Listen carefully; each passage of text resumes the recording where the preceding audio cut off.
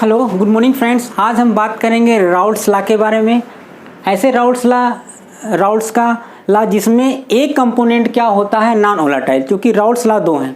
एक बना है कि जब दोनों कंपोनेंट्स क्या होते हैं वोलेटाइल मीन्स वाष्प बनाने वाले, और दूसरा होता है जिसमें एक कंपोनेंट्स वाष्प बनाने वाला होता है और दूसरा न बनाने वाला।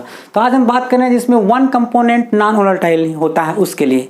तो इसी को हम बोलते हैं relative lowering of vapour pressure, यानी कि P naught minus P S upon P naught equal to क्या होता है mole fraction of solute, mole fraction of solute. अब यहाँ पर हम थोड़ा कंसीडर करते हैं कि मान लेते हैं कि N1 मोल्स हैं सॉल्वेंट के, यानी N1 बराबर हो जाएगा moles of solvent, moles of solvent, और N2 को मान लेते हैं ये मोल्स ऑफ सॉल्यूट। ठीक, यानी कि N1 मोल्स जो बताता है उसको सॉल्वेंट को और N2 मोल्स बताता है सॉल्यूट को। तो आगे हम इसको एक्सपेंड करेंगे, क्योंकि यहाँ पे सॉल्यूट का मोल फ्रैक्शन है, तो जिसका मोल फ्रैक्शन होता है उसके मोल ऊपर रखते हैं, तो यहाँ पे आ जाता है N2 अपान नीचे कुल मोल हो जाएंगे N1 प्लस N2। तो ये जो फार्मूला है इसको हम बोलते हैं कंसंट्रेट सॉल्यूशन के लिए। तो ये फार्मूला है कंसंट्रेटेड सॉल्यूशन के लिए। ठीक, अब इसी में से एक बनाते हैं डाइल्यूट सॉल्यूशन के लिए। डाइल्यूट में क्या करते हैं, क्योंकि यहाँ पे सॉल्वेंट जो है मतलब कि एक्सेस अमाउंट में होता है और जो सॉल्यूट है ये मिनिमम अमाउंट में होता है। तो यहाँ पे मान लेते हैं कि ये सॉल्यूट के अमाउंट बहुत कम है, तो डाइल्यूट के लिए हम यहाँ पे इस्तेमाल करते हैं डाइल्यूट सॉल्यूशन के लिए फार्मूला। डाइल्यूट सॉल्यूशन के लिए क्या फार्मूला यहाँ लिखते हैं, P naught P S upon P naught equal to N2 upon N1। ये फार्मूला है डाइल्यूट सॉल्यूशन के लिए। अब न्यूमेरिकल क्वेश्चन में ये मेंशन नहीं रहता है कि जो न्यूमेरिकल में क्वेश्चन दिया गया है वो डाइल्यूट के लिए कंसंट्रेट के लिए, तो हम यहाँ पे कौन सा फार्मूला लगाएंगे, कंसंट्रेट लगाएंगे डाइल्यूट लगाएंगे, इसमें कन्फ्यूजन होगी। आज हम इसी में से एक फार्मूला जो है बनाएंगे जो कि मॉडिफाइड फार्मूला है। उस फार्मूले को आप डाइल्यूट में या कंसंट्रेट में दोनों जगह लगा सकते हैं और सही आंसर आता है। तो आइए हम देखते हैं कैसे बनाते हैं वो मॉडिफाइड फार्मूला। तो इसका हम बाई टेकिंग रेसिप्रोकल लेंगे। देखिए क्या करेंगे यहाँ पर, बाई टेकिंग रेसिप्रोकल, इसका रेसिप्रोकल ले लीजिए, इसकी बात कर रहे हैं इसकी। तो यहाँ पे क्या कर सकते हैं, इसको उल्टा लिख देंगे। यहाँ देखिए नीचे है, इसको ऊपर करेंगे P naught minus P S equal to, यहाँ पे हो जाएगा, इसको ऊपर कर देते हैं N1 प्लस N2 अपान यहाँ कर देते हैं N2। ठीक, अभी बात पता है कि ये जो पी नॉट होता है ये होता है वेपर प्रेशर ऑफ सॉल्वेंट और पी एस क्या होता है वेपर प्रेशर ऑफ सॉल्यूशन। तो आइए हम इसको हम कैसे लिख सकते हैं, यहाँ पे इसको ऐसे लिख सकते हैं कि N1 अपान N2 प्लस 1, इसको हम ऐसे लिख सकते हैं। देखिए यहाँ पे N2 है और यहाँ पे N2 है, तो इसको हम ऐसे लिख कर सकते हैं। अब यहाँ पे क्या करेंगे दूसरे स्टेप में कि P not upon P naught minus P S, ये जो 1 है इसको इधर लाएंगे, इधर देखिए प्लस में है तो इधर लाएंगे माइनस में हो जाएगा, तो 1 बराबर यहाँ पे हो जाएगा N1 प्लस N2। ठीक, अब आगे इसको सॉल्व करेंगे तो यहाँ पे ऐसे लिख देंगे पी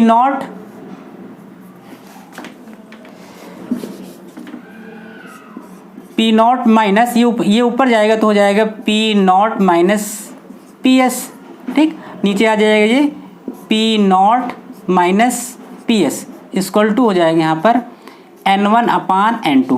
अब देखिए यहाँ पे ये प्लस में है ये माइनस में, तो ये कैंसिल हो जाएगा। तब आगे यहाँ पे क्या बचेगा, P S upon P naught minus P S equal to यहाँ हो जाएगा N1 अपान N2। इसी को हम ऐसे लिख सकते हैं P naught P S upon P S बराबर N2 अपान N1। अब देखिए ये जो फार्मूला आया है यही मॉडिफाइड फार्मूला है, यानी इस फार्मूले का यूज कर सकते हैं आप डाइल्यूट सॉल्यूशन के लिए या कंसंट्रेट सॉल्यूशन के लिए।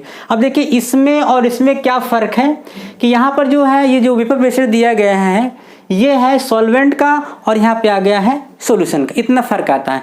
अगर आप ये फार्मूला इस्तेमाल करेंगे तो चाहे सॉल्यूशन डाइल्यूट हो या कंसंट्रेट हो, बिल्कुल राइट आंसर आएगा।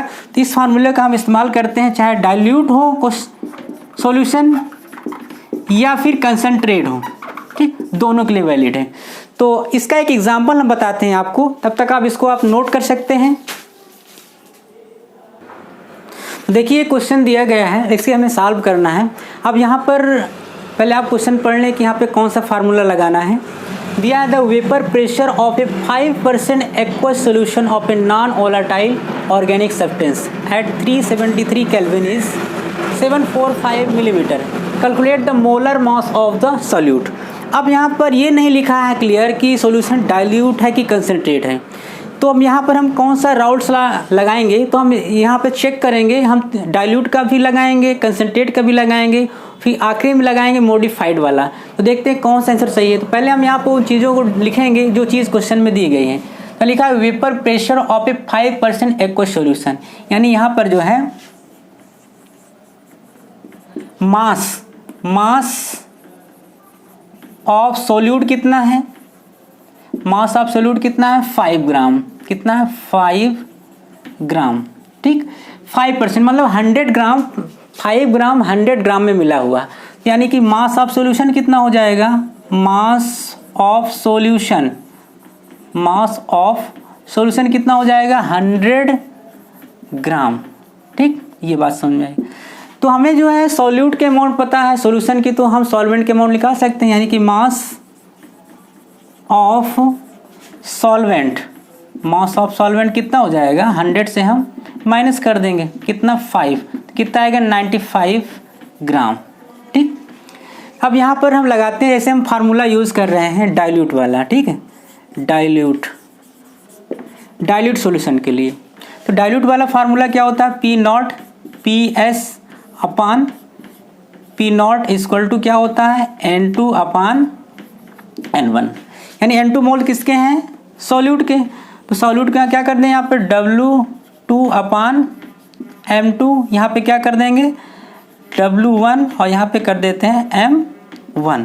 आगे इसको क्या लिख सकते हैं यहाँ पर W2 इंटू M1 अपान यहाँ हो जाएगा W1 इंटू M2।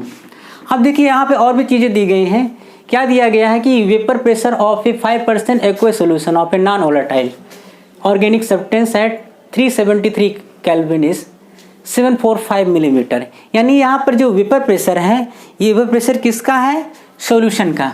तो यहाँ पर रख देते हैं, क्या दिया गया यानी PS, ये जो है सॉल्यूशन का वेपर प्रेशर दिया गया है 745 मिलीमीटर, ठीक। ये गिवन है, ये क्वेश्चन में गिवन है। अब देखिए यहाँ पर जो सॉल्वेंट है, सॉल्वेंट यहाँ पे क्या लिखा है, ये एक्वस सॉल्यूशन है। एक्वस का मतलब क्या होता है, वाटर, और वाटर का वेपर प्रेशर दिया नहीं गया। तो वाटर का जो है 373 केल्विन पर वाटर का कितना होता है, यानी वाटर यहाँ पे क्या है, सॉल्वेंट है, और सॉल्वेंट का कितना होता है 760 मिलीमीटर, ठीक, एट 373 केल्विन, यानी यहाँ पर वाटर का वेपर प्रेशर आपको पता होना चाहिए कि कितना होता है, कितना है, होता है 760 मिलीमीटर मरकरी होता है। तो ये बात हमें पता है। और वाटर का मॉलिक्यूलर मास कितना होता है, वाटर यहाँ पे क्या है, यहाँ पहले देख लेते हैं, वाटर M1 है, यानी कि M1 जो है किसका मास है, वाटर का। वाटर का मॉलिक्यूलर वेट कितना होता है 18, किसका होता है H2O का, ये चीज़। अब सारी वैल्यू यहाँ पे रखिए, यानी P0 कितना है, यहाँ पर P0 है 760 और सॉल्यूशन का 745 दिया गया है। नीचे रखेंगे सॉल्वेंट का कितना है 760 और यहाँ पर वैल्यू रख दें, यानी W2 क्या है यहाँ पर, ये जो है मास ऑफ क्या है सॉल्यूट का कितना है 5, ठीक है। M1 हमें पता है कि M1 कितना होता है 18 वाटर का, और ये W1 क्या चीज़ है यहाँ पर, W1 किसका दिया है यहाँ पर, वाटर का। वाटर की अमाउंट हमको कितनी दी गई है, वाटर की अमाउंट सब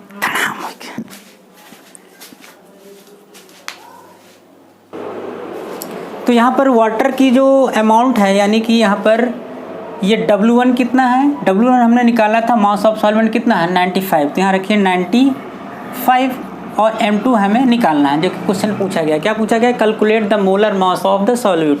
अब यहाँ पे इसको सॉल्व करेंगे तो यहाँ पर M2 बराबर आ जाएगा, यहाँ हल करेंगे M2। अब यहाँ पे इसको सॉल्व कर लेते हैं।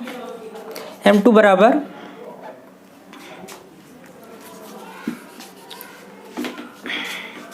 सॉल्व करने पर ये जो आएगा M2 इक्वल टू, यहाँ पे माइनस कर देंगे तो M2 इक्वल टू आ जाएगा 48 ग्राम। इसको चेक कर लें, लगभग इतना आएगा। ठीक, तो डाइल्यूट सॉल्यूशन के लिए जो मोलर मास जो आता है सॉल्यूट का इतना आता है। अब हम चेक करेंगे डाइल्यूट सॉल्यूशन के लिए। डाइल्यूट सॉल्यूशन का तो हो गया, कंसनट्रेट के लिए चेक करेंगे। कंसनट्रेट वाला यहाँ पे फार्मूला लगाएंगे, यानी कि P naught P S upon P naught equal to, यहाँ पे क्या हो जाता है N2 upon N1 plus N2। यानी हम कंसनट्रेट सॉल्यूशन के लिए चेक करेंगे कि ये कितना आता है आंसर। ठीक, फिर हम वहाँ पर फार्मूला लगाएंगे मॉडिफाइड वाला, तो यहाँ पे कंपेयर करेंगे कि क्या आंसर सही है।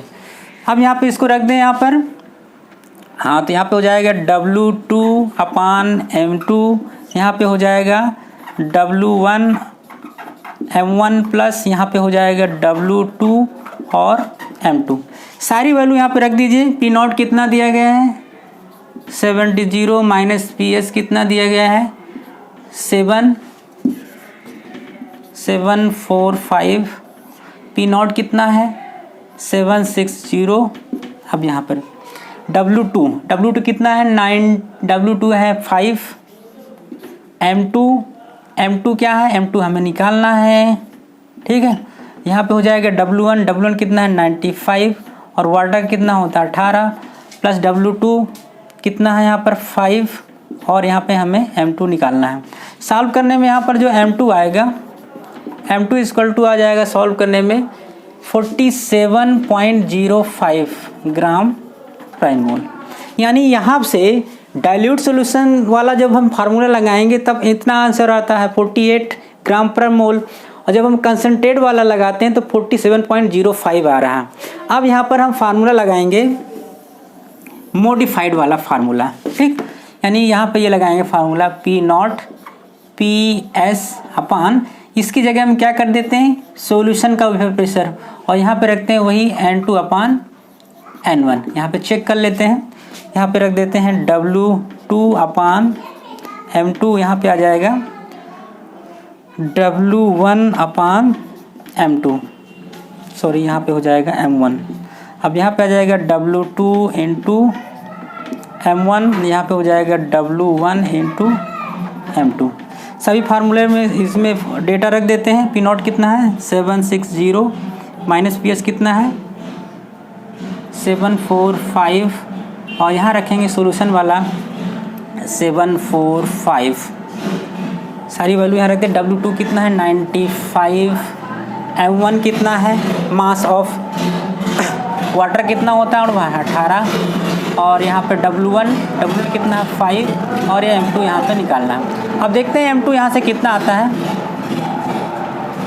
M2 निकालने पर यहाँ पे आ जाएगा 48 ग्राम पर मोल। यानी यहाँ से ये फार्मूला आ रहा है और सही इसमें कौन सा है, इसमें सही कौन सा है ये हमें पता चलता है कि ये फार्मूला देखिए यहाँ पे 48 आया है।